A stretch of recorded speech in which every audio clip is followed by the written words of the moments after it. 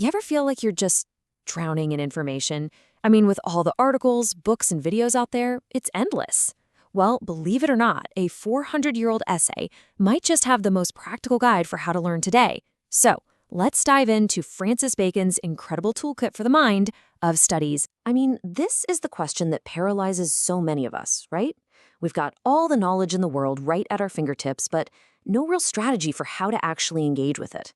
It's wild, but Bacon kind of saw this coming, and he offers this surprisingly simple framework to help us cut through all that noise. So he starts with a really fundamental question. Why do we even study in the first place? And you know what? He boils it all down to just 3 core reasons. For Bacon, if you don't understand your why, you can't learn effectively.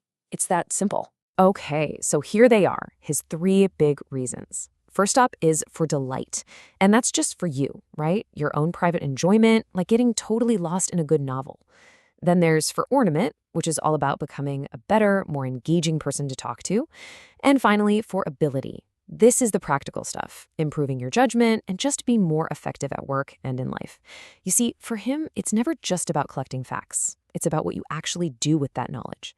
Okay, but here's where it gets really interesting. Bacon argues that just reading books by yourself isn't enough. Not even close. For knowledge to be truly useful, it has to connect with your natural talents and with the real world. And he gives us this really powerful formula for how to make that happen. And he uses this absolutely brilliant metaphor to explain it. He says to think of your natural abilities, whatever you're good at, maybe it's creativity or logic or connecting with people, think of that as a wild, overgrown plant. It's got all this potential, but it's totally unfocused. Study is the pruning shears. It's what gives that raw talent shape and direction. And the difference is just night and day, right? Without study, our talents can be all over the place. But with study, they become focused, strong, and actually produce something useful. And what I love about this is you're not changing the plant. You're just helping it become the best version of itself. So learning isn't about replacing who you are. It's about refining who you are. But that's only half of the equation. Because book smarts by themselves, they can be kind of rigid, impractical. Bacon says it's real-world experience that turns all that carefully pruned knowledge into actual wisdom. You absolutely need both, the theory from the books and the practical feedback you get from life. All right, now this next part. This is probably the most famous and, honestly, the most useful part of the entire essay. If you're going to take one thing away, this might be it. Bacon gives us a whole strategy for how to read based on the idea that you shouldn't treat all information the same way. And his metaphor is just perfect. He says, some books are to be tasted, others to be swallowed, and some few to be chewed and digested. I mean, how great is that? Think about it. Not all information has the same value, so why would we try to consume it all in the exact same way? It's like having a menu for your mind. So here's the breakdown. First, tasting. That's like skimming an article, or just reading a few chapters to see what it's about. Then you've got swallowing. That's when you read a whole book, cover to cover, but you're not getting bogged down in the details. You just want the big picture. And then there's chewing and digesting. This is for the really important stuff, the books that change you, the ones you read slowly with a pen in your hand and really grapple with the ideas. And get this is going to sound super modern. Bacon even had a life hack for being more efficient. He said, for the less important books, it's totally okay to read by deputy, which basically means reading summaries or book reviews made by other people. I mean, 400 years ago, he understood that our time and attention are precious, finite resources. Amazing. Okay, now we get to what is, for me, Bacon's most revolutionary idea.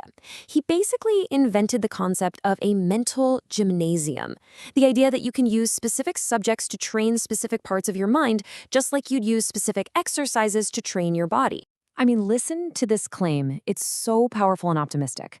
He's basically saying that there's no problem or weakness in your thinking, no impediment in the wit, as he puts it, that can't be fixed by the right kind of study.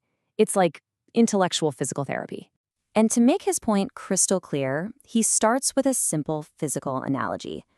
Back in his day, doctors would prescribe specific exercises, like gentle walking or even bowling, for certain physical problems. And he says we can do the exact same thing for our minds. So, for example, does your mind tend to wander a lot? Bacon's prescription, study mathematics because it forces you to focus. What if you have trouble telling subtle differences apart? He'd tell you to study logic and philosophy. Can't seem to follow a really complex argument from start to finish? He says to study the details of lawyers' cases. All of a sudden, learning isn't just about getting information, it's a targeted tool for self-improvement.